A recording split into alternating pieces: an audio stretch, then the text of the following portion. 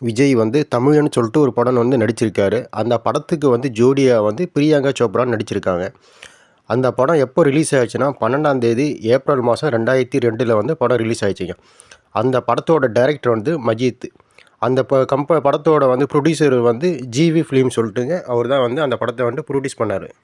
தமிழ் படம் தெலுங்கில் வந்து 2013ல் ரீமேக் பண்ணாங்க. இந்த படத்தில் வந்து நடிக்க வந்து முதல்ல வந்து உலக அழகி ஐஸ்வர்யா ராய் அவங்கள தான் கூப்பிட்டாங்க. அவங்க என்ன சொல்லியிருக்காங்க, இந்த விஜய் கூட நான் நடிக்க மாட்டேன். எதனால் நான் நடிக்க மாட்டேன்னா, எனக்கு வந்து கதை எல்லாம் ரொம்ப பிடிச்சிருந்தது. ஆனால் வந்து விஜய் வந்து என்னோடய வயசு வந்து கம்மி. அதனால் வந்து எங்கள் ஃபேர் வந்து அந்தளவு பார்க்குறவங்களுக்கு ஆடியன்ஸுக்கு நல்லா இருக்காது. அதனால தான் நான் நடிக்கலை.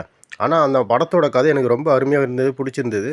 ஆனால் வந்து இந்த வயசு அவர் கம்மியாக இருக்கனால எனக்கும் அவருக்கும் வந்து ஃபேர் வந்து செட் ஆகாது. படத்தில் நடிக்காதது இதுதான் உண்மையான காரணம்னு சொல்கிறாங்க. இந்த வீடியோ உங்களுக்கு பிடிச்சிருந்தால் லைக் பண்ணுங்கள், ஷேர் பண்ணுங்கள், சப்ஸ்கிரைப் பண்ணுங்கள். தேங்க்யூங்க.